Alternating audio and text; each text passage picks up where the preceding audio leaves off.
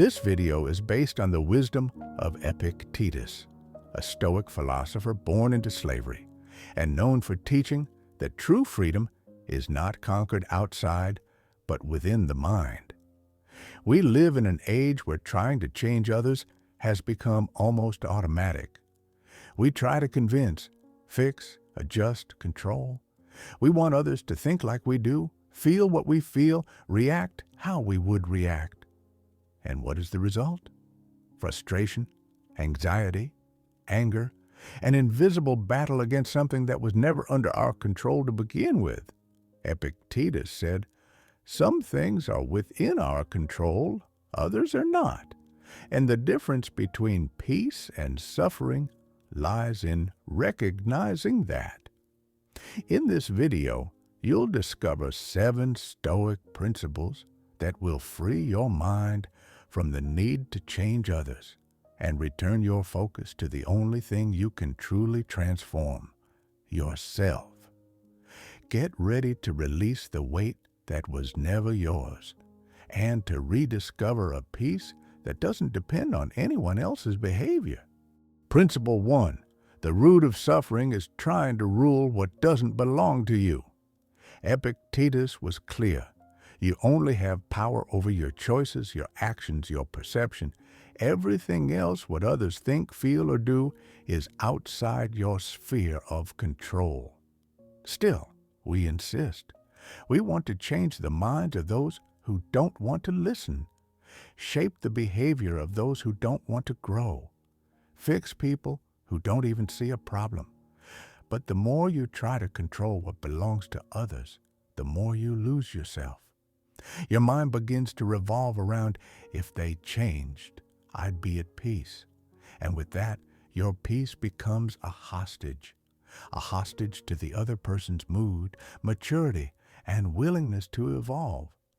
Epictetus taught, if you want things to happen exactly as you wish, you will be disappointed. But if you accept them as they are, you will be free. The root of suffering is not that others are who they are. It's your demand that they be different now, on your terms. The solution? Return to your own center. Work on what you feel. Observe what you expect. And accept that freedom begins when you release the illusion that you can reshape the world in your image. Principle 2. The desire to change others hides an escape from yourself. Epictetus observed that often the urge to correct others does not come from wisdom, but from inner unrest. When we're disconnected from ourselves, it's common to project onto others the responsibility for our instability. If he were more mature, I'd be at peace. If she acted differently, I'd feel safe. If my boss, my partner, my parents changed, I could finally live better. But Stoicism dismantles this logic. Epictetus forces us to look inward, to realize that external discomfort reveals an internal disorder. Why do you want the other person to change? Because you're unsettled? Because you want to teach? Or because you can't deal with what that behavior triggers in you? Every time someone's actions throw you off balance, there's a message. It's not a call to change them. It's a call to understand why it unsettles you. Epictetus taught that no one has the power to hurt us without our emotional consent. You are the one who gives meaning. You are the one who allows yourself to be affected. You are the one who, by trying to control the outside, avoids the responsibility of organizing the inside. That's the shift. The more you try to fix others, the more you delay the encounter with your own unresolved patterns. And to live in peace, according to Stoicism, is to stop running. It's to accept others as they are and to begin the harder work, transforming yourself. Principle 3. True peace is born from letting go of emotional control over others. Epictetus said, Do you want to be invincible? Then don't engage in battles that aren't up to you. One of the biggest battles we fight is trying to control how others respond to our actions, our words, our choices. We want them to understand us, to agree, to respond with maturity, to respect us, even if they're not ready for that yet. And without realizing it, we hand our peace over to others. But Stoicism is a philosophy of freedom. And freedom, in this context, means letting go of the expectation that others will behave as we hope. Epictetus taught that true serenity isn't about shaping your environment, but about becoming emotionally independent from it. That's not indifference, it's discernment. It means you can love someone and still not destroy yourself trying to teach them what they're not yet ready to learn. You can speak with respect and not fall apart because they didn't know how to listen. You can act with integrity and still accept that their reaction is beyond your control. Peace, according to Epictetus, is not passivity. It is emotional responsibility. It's knowing you don't need someone else to change in order to live in harmony with your own soul. Principle 4. The attempt to control others is also a sign of unresolved control over yourself. Epictetus taught that the first step toward wisdom is to recognize your own limits. And one of the greatest mistakes we make is believing that others need to change so that we can finally feel at ease. But behind this expectation lies something deeper, a difficulty in dealing with our own vulnerability, with discomfort, with uncertainty, with the feeling of not having full control over our surroundings. Trying to control others is often an extension of a mind that hasn't yet learned to regulate itself. You demand that someone else change because you believe you need that change in order to feel safe. But that's an illusion. The more you rely on external changes to regulate your internal life, the more of a hostage you become. A hostage to other people's reactions. A hostage to promises of transformation that aren't up to you. A hostage to an indefinite wait. Epictetus reversed this logic. True strength is not needing to control anyone to remain at peace. That takes maturity. It takes noticing the impulse to correct and choosing not to obey it. It takes recognizing that in many cases, silence protects more than speech, because the world is not a mirror designed to please you. And people are not projects waiting for your direction. They are human beings in different processes. And the most you can do with honesty and humility is transform yourself. And by doing so, inspire, not impose. Principle 5. Stoic acceptance is not resignation. It is active lucidity in the face of reality. One of the greatest misconceptions about Stoicism is confusing acceptance with passivity, as if accepting meant giving up, tolerating abuse, or staying silent in the face of pain. But Epictetus never advocated for that. What he proposed was something far more refined, a conscious, lucid, deeply active form of acceptance. To accept, for the Stoic, does not mean to agree with everything. It means recognizing with clarity what is within your reach and what is not, and acting wisely within that boundary. When you try to change someone and realize there is no openness, no readiness, no real desire for growth, you are not giving up. You are becoming free. Free from the fantasy that insisting is the same as loving. Free from the belief that with enough effort, you can make someone evolve for you. Stoic acceptance is an act of courage.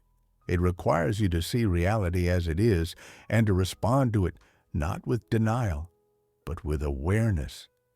You can walk away from someone without hatred. You can stop explaining without resentment.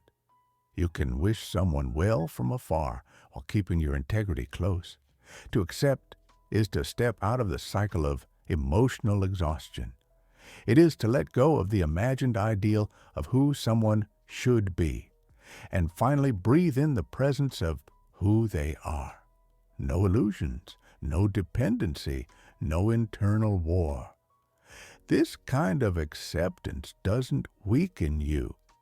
It gives you back the energy to take care of what you can actually change: yourself. Principle 6. True influence doesn't come from imposition, but from lucid presence. Epictetus taught that you don't convince anyone with shouting or clever arguments, but with the silent example of someone who lives what they teach. Many people wear themselves out trying to change others through words, advice, veiled criticism, or impulsive declarations. But real transformation rarely comes from external pressure. It blooms when the other person notices on their own that there's a more lucid path being lived, and that path is not imposed, but observed. Lucid presence is that silent force. It's when you remain firm, serene, and in integrity, even when others are still spinning in cycles of emotional chaos. It's when you stop trying to rescue and start sustaining a field of coherence. Epictetus said, "Don't explain your philosophy, embody it." That's the greatest influence a person can have. It's not about being perfect. It's about living with consistency, about being the kind of person whose conduct speaks louder than words. And paradoxically, the less you try to change someone, the more they sense something different in you. Something they may not yet understand, but they respect. And that seed, once planted, may grow over time, on a timeline that isn't yours to control. A mind that lives in peace doesn't need to convince. It inspires by example. And that's how the Stoic influences, not through force, but through steadiness. Principle 7.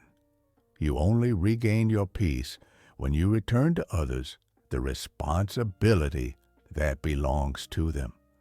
Epictetus reminded us that there's a very clear boundary between what is yours and what belongs to someone else, between what you can carry and what you were never meant to bear.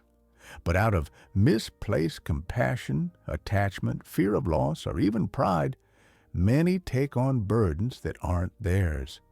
They try to solve crises they didn't create, heal wounds the other doesn't even acknowledge, guide those who still don't want to walk. And in this attempt to care for someone else, you abandon yourself.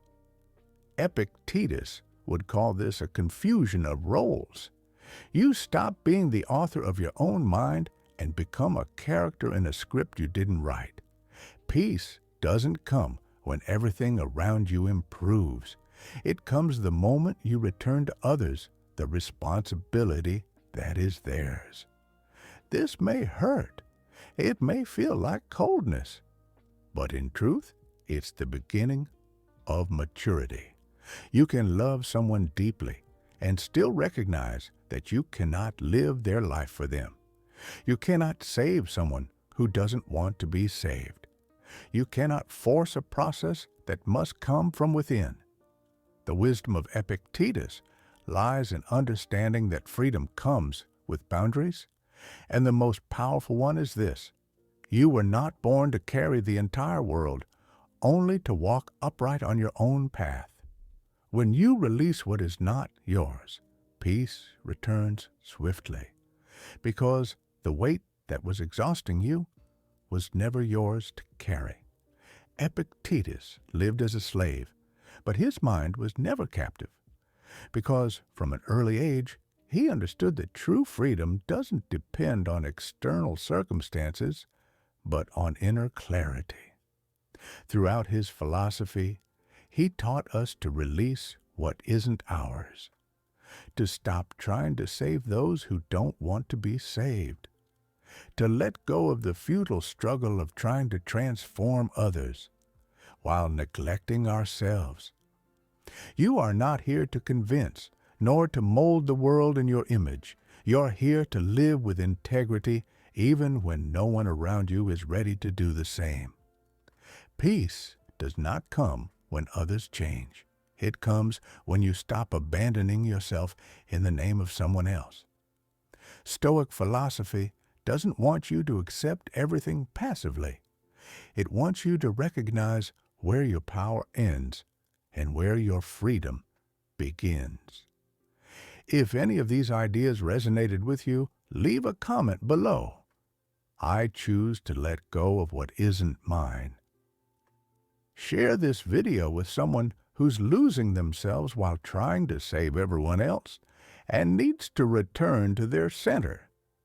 And if you want to continue this journey of clarity, subscribe to the channel and turn on notifications. Remember, you were not born to change others. You were born to become whole.